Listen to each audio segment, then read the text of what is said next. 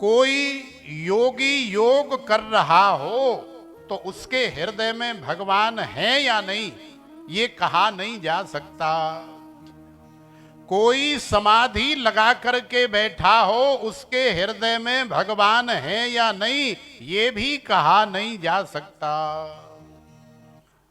कोई कठोर तपस्या कर रहा हो, साधना कर रहा हो, उसके हृदय में भगवान हमें दिखेंगे या मिलेंगे, ये भी कहा नहीं जा सकता। क्यों नहीं कहा जा सकता? क्योंकि एक छोटी सी कथा आती है कि एक बार श्रीमन नारायण से नारद जी महाराज ने पूछ लिया। क्या पूछ लिया? कि हे प्रभु, कई बार एहो जी स्थिति हो जाती है कि मैनू तुहाडे नाल किते छेती मिलना पे, माने तत्काल, तुरंत। जैसे रेलवे की टिकट होती है ना, अब बुकिंग तो भले 2 महीने पहले खुल जाती है, लेकिन सिस्टम ऐसा है कि आज ही बुकिंग खुली है और आज ही तुम बुक करना चाहो तो वहां 20, 25, 30 वेटिंग हमेशा दिखाता है। अब आदमी बेचारा इस कन्फ्यूजन में रहता है कि वेटिंग टिकट अगर निकाल ली तो पता नहीं कहीं वेटिंग में ही लटकी रह गई तो क्या होगा, कैसे जाएंगे। इसलिए वो सोचता है कि चलो छड़ो यार, असी तत्काल ले लेंगे। ते तत्काल तो अगे भी हैगा, की हैगा प्राइम तत्काल, असी प्राइम तत्काल भी ले लेंगे। और 4 पैसे वध लग जाएंगे फिर की होया, लेकिन सानू सीट ते मिलेगी तुरंत।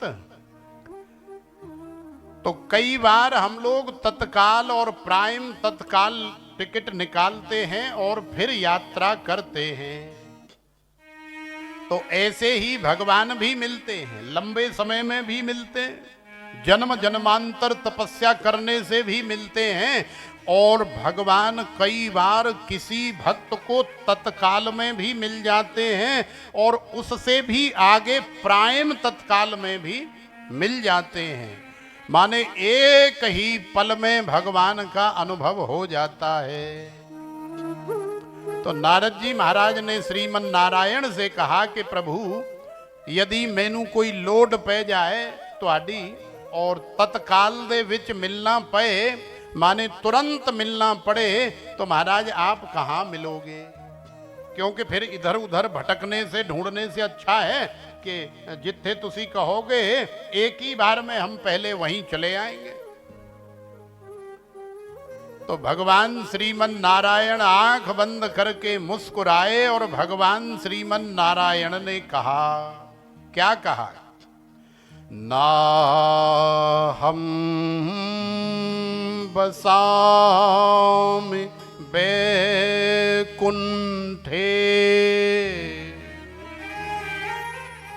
योगिनां हृदयेन च मद्भक्ता यत्र गायन्ति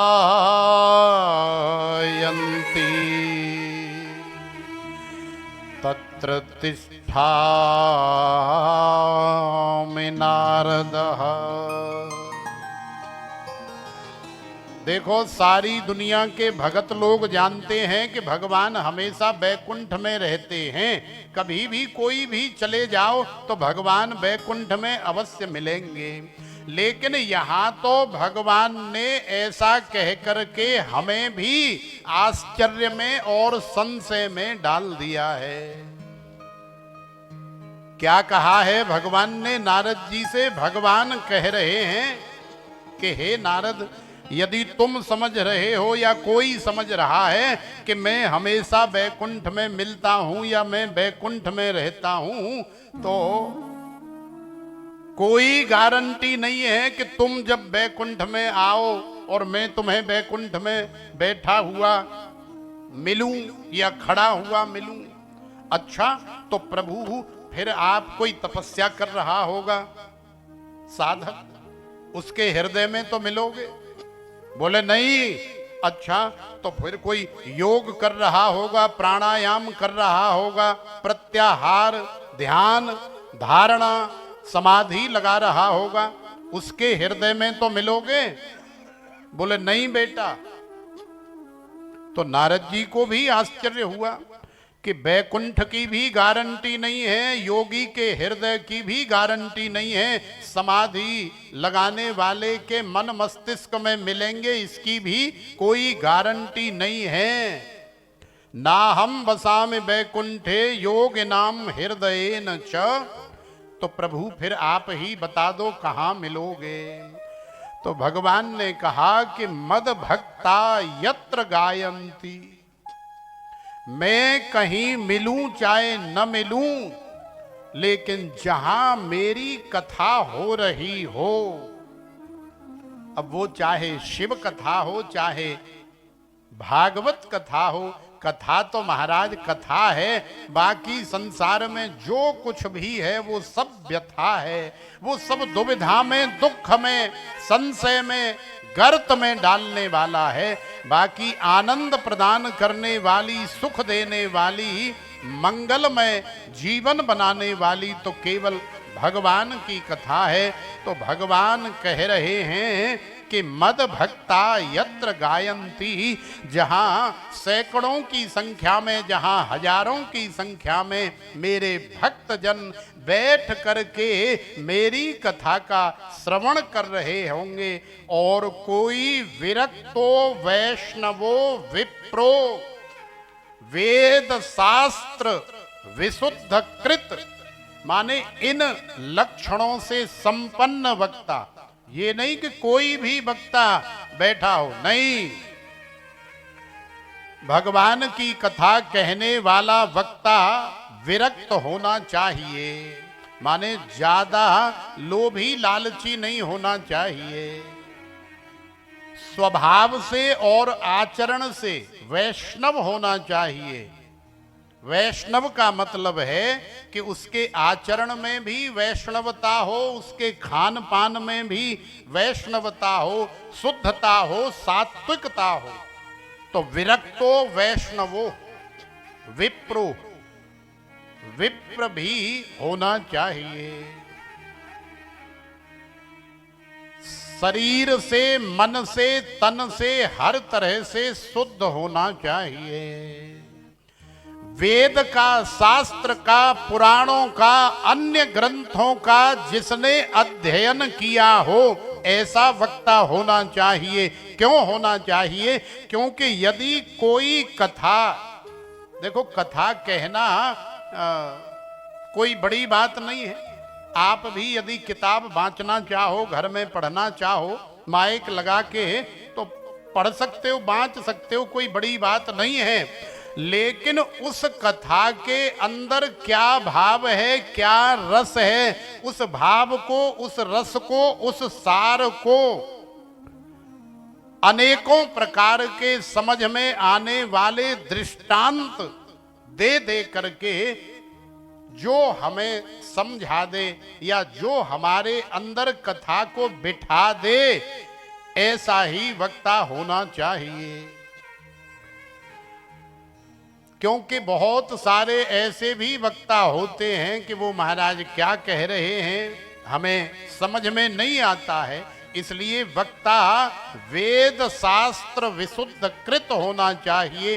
प्रत्येक कथा को इतनी सहजता से, इतनी सरलता से, इतनी नम्रता और विनम्रता से हमारे अंदर उतार दे, हमें समझा दे कि हमें पता ही नहीं लगा 4 घंटे 5 घंटे कब निकल गए। और महाराज आज तो जो जो कथाएं सुनी, सारी कथाएं बड़े आनंद से हमें समझ में भी आई। तो तुम्हें कथा समझ में आ रही है कि नहीं आ रही? तो भगवान कह रहे हैं कि जहां सैकड़ों की संख्या में, जहां हजारों की संख्या में मेरे भक्त कथा का श्रवण कर रहे हों, और जहां कोई वेद शास्त्र विशुद्ध कृत, कोई ऐसा वक्ता, कोई ऐसा प्रेमी कथा कह रहा हो, अनेकों प्रकार के दृष्टांत दे दे करके मेरी कथा को, भक्तों को समझा रहा हो, तो हे नारद जी महाराज, मद भक्ता यत्र गायन्ति तत्र तिष्ठामि नारद। हे नारद जी महाराज, ऐसी जगह पर तुम बिना विचार किए, बिना सोचे, आंख बंद करके चले आना। मैं दुनिया में कहीं मिलूं या नहीं मिलूं, लेकिन ऐसी जगह मैं तुम्हें अवश्य मिलूंगा। क्यों मिलूंगा? क्योंकि ये यथा माम प्रपद्यन्ते तांस तथैव भजाम्यहम् मम वर्तमान वर्तन्ते मनुष्या पार्थ सर्वशः। भगवान कहते हैं कि संसार में यदि कोई मेरा ध्यान करता है, यदि कोई मुझे याद करता है, मेरा स्मरण करता है, तो मैं भी उसका ध्यान करता हूं, मैं भी उसका स्मरण करता हूं।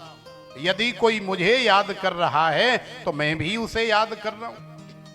यदि कोई मुझे 2 घंटा याद कर रहा है तो मैं उसे कम से कम 2.25 घंटे याद करता हूं। यदि कोई मेरी तरफ 4 कदम चल करके आता है तो मैं उसकी तरफ कम से कम 6 कदम चल करके जाता हूं। ये भगवान का स्वभाव है, ये भगवान की दयालुता और कृपालुता है। इसलिए भगवान की कथा कहीं चल रही हो, शिव कथा कहीं चल रही हो, तो वहां हमारे भगवान शिव न आए, वहां हमारी गौरा मैया न आए, वहां हमारे गणेश जी महाराज या संपूर्ण शिव परिवार न आए, ऐसा तो महाराज हो ही नहीं सकता है। क्योंकि ये तो स्वयं भगवान की प्रतिज्ञा है कि मैं कहीं मिलूं या नहीं मिलूं, लेकिन कहीं मेरी कथा हो रही है तो ऐसी जगह पर मैं अवश्य मिलता हूं। अच्छा, आप कहोगे कि महाराज हमें यहां भगवान आंखों से तो दिखाई नहीं दे रहे, यहां कोई ऐसा मंदिर भी नहीं दिखाई दे रहा है जहां भगवान की कोई मूर्ति का भी दर्शन हो रहा हो।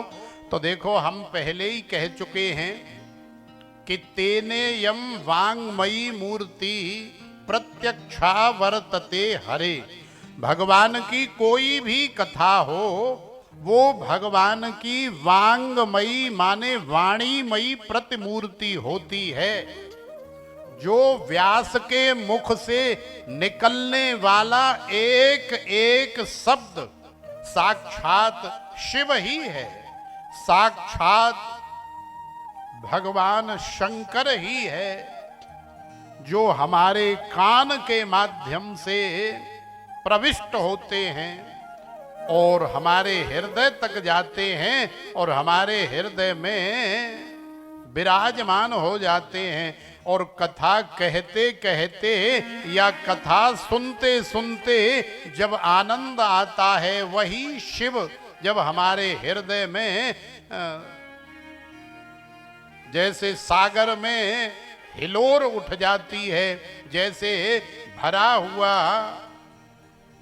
कोई भी पात्र या घड़ा छलक जाता है, ऐसे ही भगवान शिव रूपी आनंद जब हमारे हृदय में कान के माध्यम से आ जाता है तो महाराज हमारा हृदय भी छलक जाता है। और वही हृदय का प्रेम रूपी जल कथा कहते हुए या कथा सुनते हुए मम गुण गावत पुलक शरीरा गद गद गिरा नयन बहनीरा, हमें पता ही नहीं चलता है। अब वैसे किसी से कहो कि भैया थोड़ा सा रो के दिखाओ, तो रोने की एक्टिंग तो कोई भी कर देगा, कोई भी कर देगा, पैसे मिल रहे हैं भाई एक्टिंग कर। लेकिन यदि झूठा एक्टिंग कर रहा है तो झूठे रोने में कभी भी आंखों से प्रेमाश्रु नहीं निकलते हैं। और एक भाव ये है कि कोई नहीं कह रहा है कि हमें रोना है और हम रो भी नहीं रहे, लेकिन बिना रोए भगवान की कथा का गुणगान करते करते अपने आप ही आंखों से अश्रुपात हो रहा है, अपने आप ही प्रेमाश्रु निकल रहे हैं। तो इसका मतलब ये है कि भगवान शिव हमारे हृदय में प्रविष्ट कर्ण रंध्रेन स्वानाम भाव सरोरोहम धुनोति समलम कृष्ण सलिलस्य यथा सर।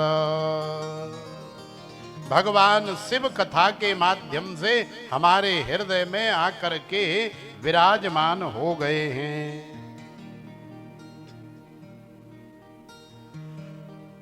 तो भगवान शिव की कथा शिवदम है, भगवान शिव की कथा अमृतमय है, अमृत स्वरूप है, हमारा कल्याण करने वाली है, हमारा मंगल करने वाली है।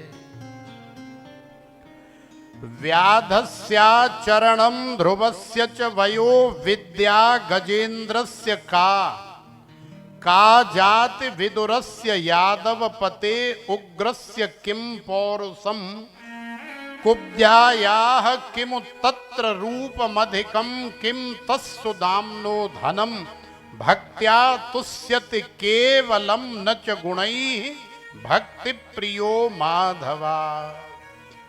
भगवान शिव को भगवान की भक्ति बड़ी प्रिय है, भगवान गोविंद को भी भक्ति प्रिय है, भगवान राम को या भगवान श्रीमन नारायण को भी भक्ति प्रिय है, और भक्ति महारानी है भगवान की प्रिया। तो भक्ति महारानी जिसके जीवन में आ जाती हैं, उसके जीवन में भगवान बिना बुलाए महाराज अपने आप ही आ जाते हैं।